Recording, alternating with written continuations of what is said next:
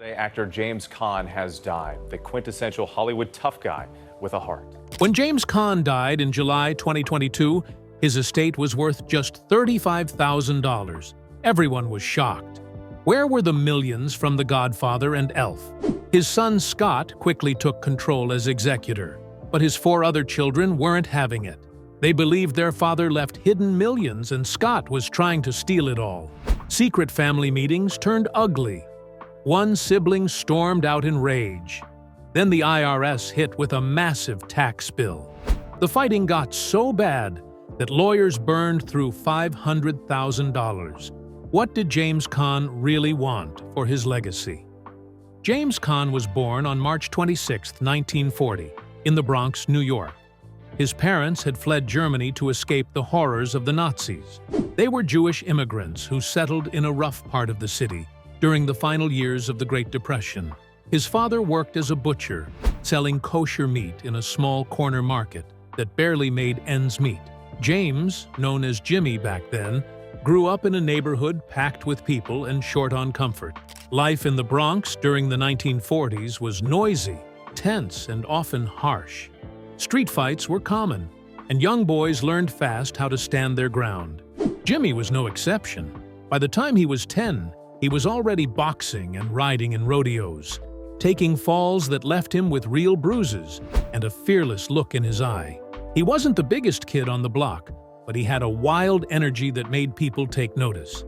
He had 2 siblings, including a sister named Barbara, who later died from leukemia in 1981 at just 38 years old. When the family moved to Sunnyside in Queens, things didn't get easier. It was the same working-class life, just in a different borough. His father's butcher shop paid the bills, but just barely. Most families like theirs were earning less than $3,000 a year. That poverty left a mark on Jimmy. It made him hungry for something more than just meat counters and street corners. In Sunnyside, he stood about 5'9", and back then, that wasn't tall enough to avoid trouble. He got picked on constantly and beaten up more than once. At just 12 years old, in 1952, he decided he wasn't going to take it anymore. He started learning karate, and he didn't stop until he earned a black belt by age 16 in 1956. That wasn't common. You needed over 1,000 hours of hard training to get there. And he did it while still going to school and dodging fights. The black belt changed everything. The bullies stopped. Even gang kids started backing off. His moves became so sharp that later on, during the filming of The Godfather, he used that training to create those wild, believable fight scenes that made people sit up in their seats. By the time he was 15, he'd already broken his ribs twice in rodeo competitions. Queens during the 1950s was flooded with gang activity. There were over 200 youth gangs citywide, and James wasn't interested in joining them, but he had to learn how to survive around them. That black belt gave him more than skill. It gave him respect. He kept training and eventually became a 6th-degree black belt in 1983. He even trained police units around the world. But those early years were full of danger. In 1955, during one fight, a kid pulled a knife. Somehow, James made it out without a scratch. When he turned 16 in 1956, he got a football scholarship to Michigan State University. That was a big deal for a kid from the Bronx. MSU was known for its powerhouse football team under Coach Duffy Daugherty. The school had 42,000 students, and the team went 9-0 that season. But James wasn't built for it. At 165 pounds, he got tossed around like a rag doll. Twice in 1 month, he dislocated his shoulder. The coach even joked that Jimmy might be better off acting than playing football. Academically, things weren't going great either. He flunked 3 classes in his first semester. Between the freezing weather, dropping as low as -10 degrees, and homesickness, it all became too much. After just 16 weeks, he dropped out in December 1956. The $1,200 scholarship was gone, and he returned to New York without a plan and without money. He even tried out for the swim team while there, but didn't make the cut. Years later, in 1997, He returned to Michigan State as the homecoming Grand Marshal and joked that the only thing warm about the experience was the memory. In 1957, at just 17, he transferred to Hofstra University on Long Island. That's where he met someone who would change his life, Francis Ford Coppola. They were both kids from Queens, both wild, both full of ideas. They hit it off immediately. Their friendship led to crazy pranks, like the time James tricked Coppola into biting into a jalapeno sandwich while filming in 1969, sending him into a fit of tears and yelling. But before all that, James was grinding. He waited tables for just $1.25 an hour, worked as a lifeguard at Jones Beach doing 12-hour shifts, and even saved 3 people from drowning in 1958. At night, he bounced at rough bars and faced 2 knife threats. He never graduated from Hofstra. By 1960, he was fully hooked on acting. He got into the neighborhood playhouse and studied under Sanford Meisner for 5 years. It wasn't glamorous. At one point in 1959, he got into a street fight so bad it broke his nose. But he kept going. That same Coppola, who once cried over a sandwich, would later cast him in a film that changed everything. His first big step into acting came in 1960. He was just 20 when he landed a role in an off-Broadway play called La Ronde. The play was controversial for its time, full of messy emotions and sensuality. He brought wild energy to the role, but backstage, he nearly got fired twice after arguments with the director. He earned $50 a week and had to wait tables at night to survive. He'd already been rejected from 50 roles before that, but he stuck with it. The next year, in 1961, he got his first chance on Broadway in Blood, Sweat, and Stanley Pool. And by 1962, he was filming his first movie role.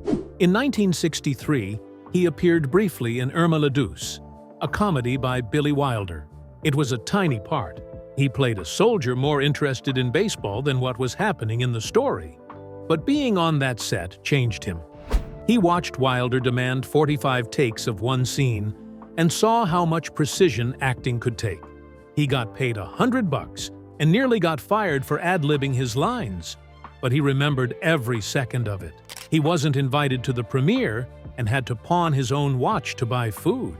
But that short appearance opened doors. In 1964, everything shifted. He played a violent thug in Lady in a Cage, and people couldn't look away.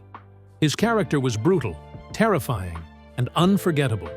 The scenes were so intense, some theaters cut them out. To prepare, he hung around real gang members again and watched a man get beaten on the street. He earned $5,000 and walked away with a sprained ankle and a scarred hand. But something in him clicked. He realized he could use all the pain, the anger, and the memories from childhood to bring characters to life. That same year, he landed another major role in Red Line 7000. Then came The Glory Guys in 1965. To prepare, he didn't just act like a cowboy, he became one. He trained with real rodeo riders in Texas, competing in events and getting tossed around like ragdoll. On July 15, 1964, he broke 3 ribs and dislocated a shoulder during a bull stunt, but kept filming in secret. He didn't want the producers to replace him. He even won $200 in one event, but ended up hospitalized with a concussion. That toughness earned him the nickname the Jewish Cowboy, and stuck with him for years. By the time The Rain People came out in 1969, everything had changed. He was 29. His performance as a brain-damaged ex-football player touched people in ways few expected. The movie wasn't flashy. It was quiet and sad, and his role felt painfully real. That film was directed by Francis Ford Coppola, the same friend from Hofstra, and it brought Caan the respect he had worked for all those years. In 1971, James Caan walked into his audition for The Godfather and did something completely wild. Instead of reading lines like everyone else, he started mumbling nonsense like Marlon Brando, calling himself a bum and talking to someone named Charlie, who wasn't even there. He later said it was the worst audition of his life, but Francis Ford Coppola loved it. Against studio pressure, he picked Caan to play Sonny Corleone, the angry, fiery son in a violent crime family. When the film came out on March 24, 1972, it didn't just make money, it exploded. Somewhere between $250 and $291 million at the box office. On set, Caan became Brando's personal clown, cracking jokes and making him laugh all day. That unexpected friendship stunned the crew, showing that behind the tough guy image, Caan had serious charm. What people didn't see behind the scenes was that Caan wasn't just acting when he got violent. He was a 6th-degree black belt in Gosoku Ryu Karate, something he trained in for over 40 years under Takayuki Kubota. During the scene where Sonny beats up his brother-in-law Carlo, the punch that missed on camera wasn't the only one he threw. Off camera, he actually broke 2 of Russo's ribs and chipped his elbow. Caan couldn't stand him in real life. The scene became one of the top 10 Sonny moments ever. It felt real because it was. This wasn't the last time Caan used martial arts on screen. In The Killer Elite in 1975, he showed off real strikes and takedowns. And by 1991, he was even on the cover of Black Belt magazine. It wasn't just for show. It was who he really was. When The Godfather swept into the 45th Academy Awards on March 27, 1973, Caan got nominated for Best Supporting Actor. He was up against Al Pacino and Robert Duvall, his own co-stars. All 3 lost to Joel Grey from Cabaret. That loss hurt. Caan later said it helped push him into cocaine use, and by the time he was filming The Gambler in 1974, he was already deep into it. Still, he kept getting nominated for Golden Globes in 1974 and 1975, and an Emmy for Brian's Song back in 1971. But the success couldn't hide the struggle. Between 1982 and 1987, he stopped acting altogether. The addiction, the grief, the burnout, it all caught up. But when he came back with Misery in 1990, people finally saw the actor he still was. Years earlier, in 1978, he had received a star on the Hollywood Walk of Fame. But it took hitting rock bottom to really start climbing back. In 1974, something happened that shocked everyone. Caan refused to come back for The Godfather Part 2, except for one flashback scene. He demanded the full $100,000 salary he got from the first film, even though it was just for a quick birthday moment. That would be worth about $600,000 today. The demand caused tension with Coppola, but Caan didn't back down. Pacino, by comparison, had earned just $35,000 for his lead role in Part 1. Caan's decision was bold. He wanted to break free of being typecast and chase new roles. The sequel came out on December 20, 1974, and went on to win 6 Oscars, without Caan in most of it. He later said he didn't regret it. It gave him the space to star in Rollerball in 1975, where he took yet another risk that almost cost him his health. In The Gambler, also released in 1974, Caan played Axel Fried, a professor who gambled away $44,000 in one night. It felt uncomfortably real. Written by James Caan, a former gambling addict, the story followed Axel lying, manipulating, and sabotaging himself at every turn. He even fixed a college basketball game. Caan was still using drugs while filming. He was unraveling, but the performance was powerful. At that time, the average gambler's debt hovered around $45,000, almost exactly what Axel owed. Critics noticed how raw and distant he looked. He wasn't just playing an addict, he was one. Even though Funny Lady in 1975 showed his lighter side, The Gambler was the one people remembered. They remade it in 2014 with Mark Wahlberg, but it never carried the same weight. Caan's version had pain behind every line. Rollerball came out in 1975, and it was chaos. Caan wanted the violence to feel real, so he did all his own stunts. The cost was huge. He injured his shoulder and ribs. One stuntman ended up in the hospital. Another was out for 6 months. Director Norman Jewison said promoters even tried to make the fictional sport into a real league, missing the whole point of the film. Off camera, the cast started playing the brutal game for fun, despite all the injuries. Caan's obsession with realism gave the movie its bite, but he paid for it physically. Still, the film made over $30 million and became a cult classic, even if it left Caan bruised and battered. In 1980, he tried something different. He directed Hide in Plain Sight, a slow, emotional story about a father trying to find his kids who were hidden by the government. It was based on a true story, and it failed at the box office. It earned less than $3 million. Critics liked the idea, but said the direction was flat. The film came out on March 21, 1980, and MGM didn't even bother to promote it properly. That flop crushed Caan. He vanished from acting between 1982 and 1987. Drugs got worse. His marriage ended. He even turned down Blade Runner. He stayed home, lost in addiction, missing role after role. He later called it one of the darkest times in his life. Then came Thief, released on March 27, 1981. It was supposed to be his comeback, but his drug problems hit a peak. He destroyed props, caused delays, and arrived on set so hungover that scenes had to be reshot. Still, director Michael Mann managed to capture something raw. Caan's character Frank was a safecracker with nothing to lose. The chaos on set actually made the performance better, but Caan admitted that it nearly killed his career. Studios didn't want to work with someone so volatile, yet somehow Thief made over $11 million on a $5.5 million budget and slowly became a cult favorite. In 1987, Francis Ford Coppola called him back. Gardens of Stone was the film, and Caan took it seriously. He dropped 30 pounds, going from 180 to 150, to play a worn-down soldier.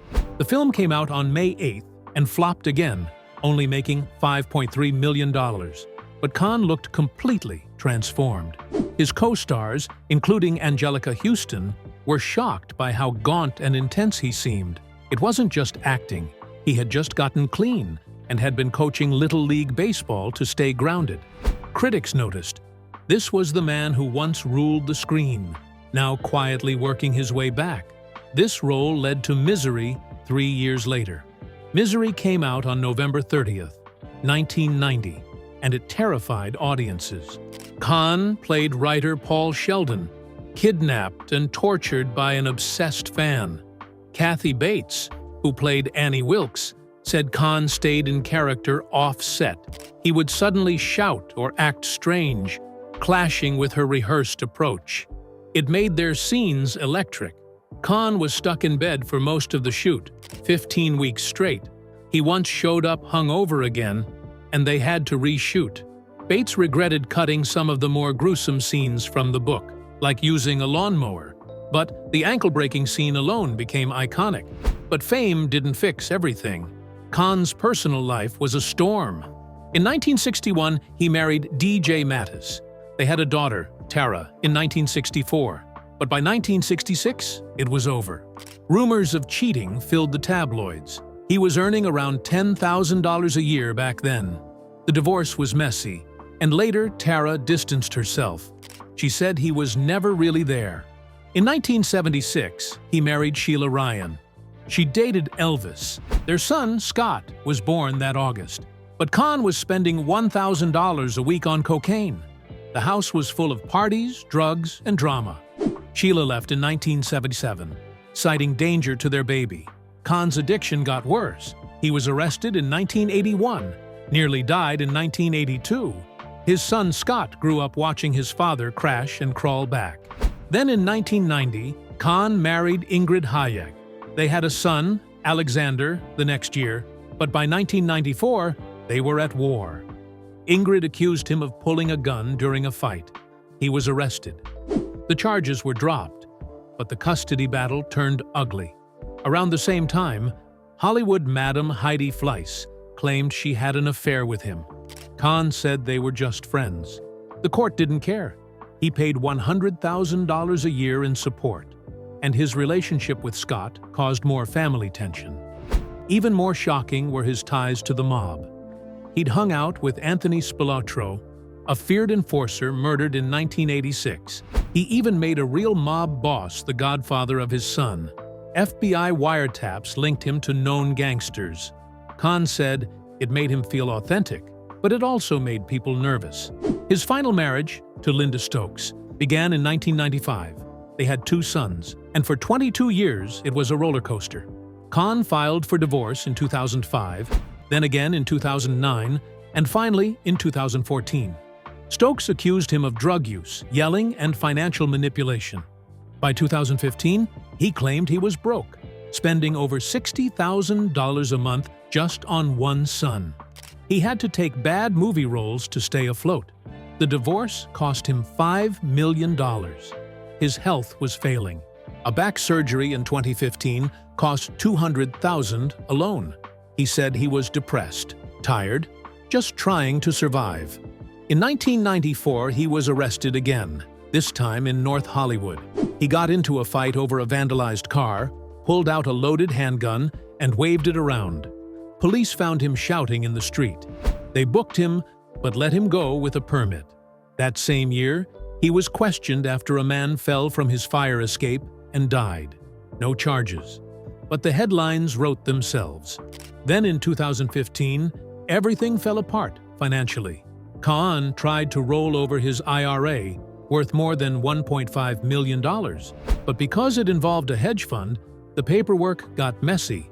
The IRS said the rollover didn't follow the rules.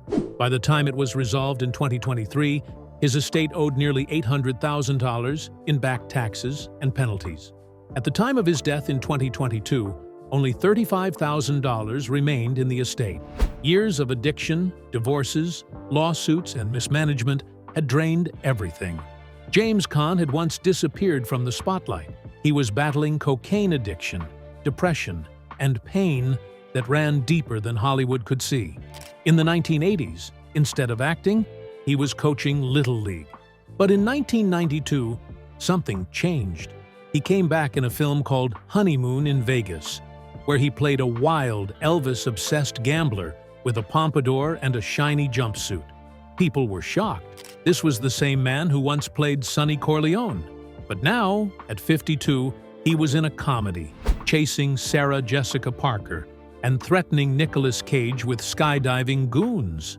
The movie made $35 million and gave Caan his spark again. What most didn't know was that he poured his real-life gambling pain into that role. In the 1980s, he had lost over $1 million at casinos. That role wasn't just acting, it was personal. That film opened the floodgates. He did more than 20 movies in the next few years. Then came 2003, and James Caan did something nobody expected. He joined a Christmas comedy called Elf. He played the grumpy father of Will Ferrell's character. Everyone thought it was going to be silly. But his line, "You sit on a throne of lies," became a meme, shared over 10 million times by 2025.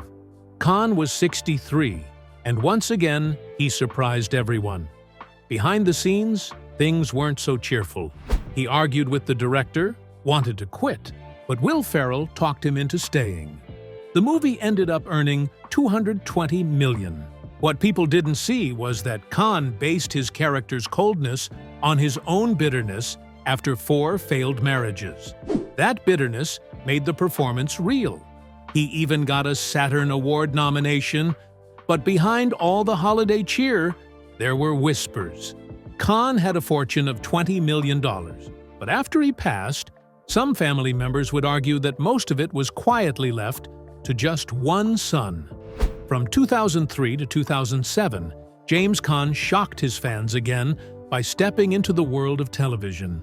He played Ed DeLean in the NBC series Las Vegas, a casino boss with a past in the CIA.